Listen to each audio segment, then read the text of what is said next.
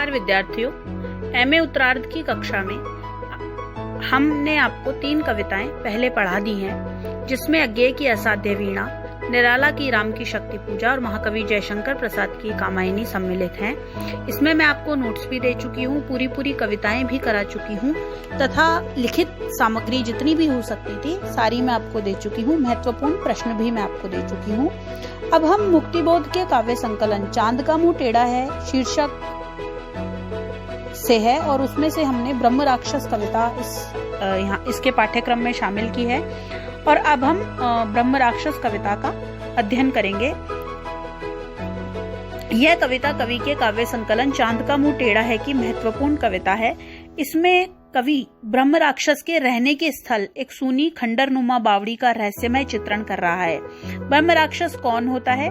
लोकोपवाद है कि जो ब्राह्मण किसी कारण आत्महत्या करके अकाल मृत्यु को प्राप्त होता है वह ब्रह्म राक्षस बन जाता है और लंबी प्रेत योनि को भोगता है। कवि इस कविता में मध्यम वर्गीय चेतना को इस ब्रह्म राक्षस का प्रतीक मानकर उसके आश्रय स्थल बावड़ी का चित्रण करता है। शहर के उस और खंडहर की तरफ परित्यक्त सूनी बावड़ी के भीतर ठंडे अंधेरे में बसी गहराइयां जल की सीढ़ियां डूबी अनेकों उस पुराने घिरे पानी में समझ में आ सकता हो कि बात का आधार समझ में ना आ सकता हो कि जैसे बात का आधार लेकिन बात गहरी हो। कवि मुक्तिबोध कहते हैं कि शहर के उस तरफ यानी खंडहर की तरफ एक परित्यक्त यानी त्यागी हुई एक सुनसान बावड़ी है। लोग उस ओर बहुत कम जाते हैं। नीचे उसके भीतर घनी छाया और अंधेरा रहता है। उसका पानी बहुत गहरा है, बहुत नीचे है, लेकिन उस बावड़ी में अनेकों सीढ़ियां पानी में जलमग्न है। बावड़ी का पानी बहुत पुराना, बदबूदार और गहरा है। ऐसा लगता है कि भले ही बात का धरातल समझ में ना आए, पर ऐसा अवश्य लगता है कि जो बात है वह बहुत गहरी बात है। यहाँ ब्रह्म राक्षस के आश्रय स्थल पुरानी खंडर नुमा बावड़ी का सृजन कवि ने बड़ी कुशलता से किया है और पानी की गहराई की व्यंजना गहरी बात से कह करके काव्यात्मक चमत्कार उत्पन्न किया है। अगला देखिए। बावड़ी को घेर डाले खूब उलझी हैं, खड़े हैं मौन औदुंबर, वह शाखों पर लटकते घुघुओं के घोंसले परित्यक्त भूरे गोल विद्युत शत पुण्यों का आभास देकर जंगल हरी कच्ची गंध में बसकर हवा में तैर बनता है गहन संदेह।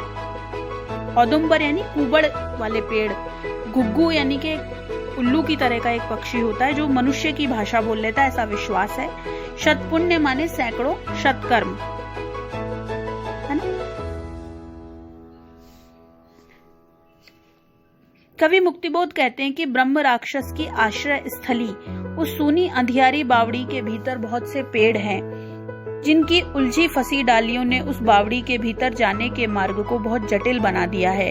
वहाँ ऐसे कई पेड़ खड़े हैं जिनकी मोटी मोटी गांठें निकल रही है। लगता है कि उनके बदन पर कोई अधीट फोड़ा हो। उनका चुपचाप खड़े रहना वातावरण को और भी भयावह बनाता है। यही नहीं, उनकी शाखाओं पर गुग्गू जो अंधेरे में रहते हैं कभी कभी मनुष्य की आवाज बोलते हैं। लोग इन्हें चमगादड़ भी कहते हैं कि भूरे रंग के और कुछ त्यागे हुए घोंसले लटके हुए हैं। उस बावड़ी के भीतर कहीं कहीं हरी हरी घास उगाई है, जैसे हरी काई जमी हुई है। उस अंधेरे में इस हरियाली की कच्ची गंध कुछ ऐसी लगती है जैसे कुछ पुष्पों की स्मृति का आभास हो।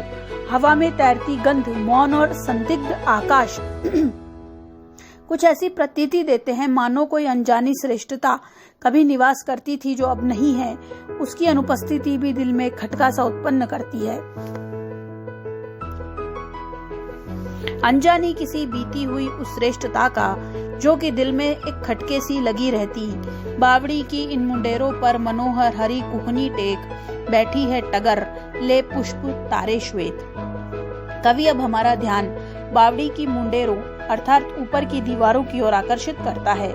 वह कह रहा है, बावड़ी की इन मुंडेरों पर जो हरी काई जमी हुई है वैसी लगती है मानो अपनी हरी कुहनियां टेक कर आराम से बैठी हुई है। नीचे से उस मुंडेर को देखें तो ऐसा लगता है कि उसके इर्द गिर्द फैले आकाश के तारे श्वेत पुष्पों से नजर आते हैं। और उसके समीप ही गहरे लाल पुष्पों से लदे कनेर वृक्ष की टहनियां भी हिलती नजर आती हैं। लगता है अपने लाल रंग से वह किसी आने वाले खतरे को इंगित कर रही है, क्योंकि उस ओर बावड़ी का अंधेरा मुंह खुला हुआ है, यानी एक रास्ता और है जिसके बहाने बावड़ी सूने आकाश की ओर तकती है।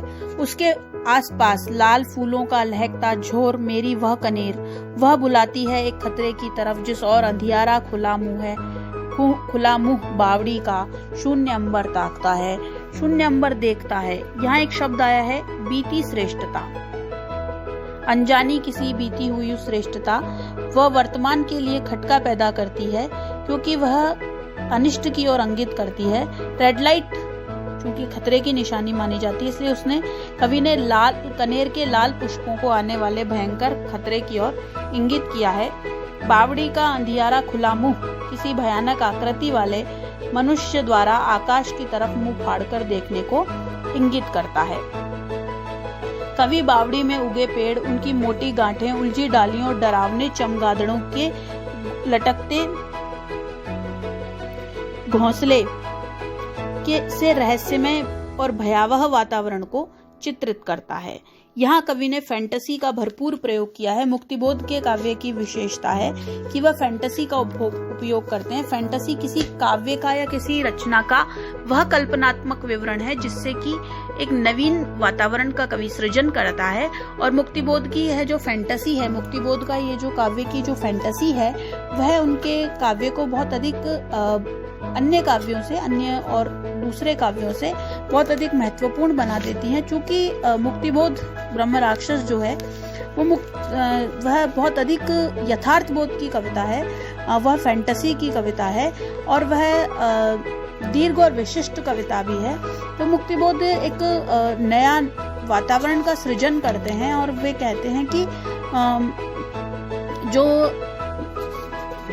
जो फैंटेसी है या जो ये ब्रह्म राक्षस कविता है, वह आधुनिकता बोध और फैंटेसी के नाम पर कुत्सित और जो जीवन शैली या जो चित्रित परिवेश को हमारे सामने परोस दिया गया है, वह नहीं है। कुंवर नारायण ने अपने एक लेख में कविता का विश्लेषण करते हुए लिखा है कि ब्रह्म राक्षस अतीत की बौद्धिक चेतना है और ब्रह्म राक्षस मुक्तिबोध का स्व है, जो उसके अचेतन या अवचेतन के केओस में कैद है।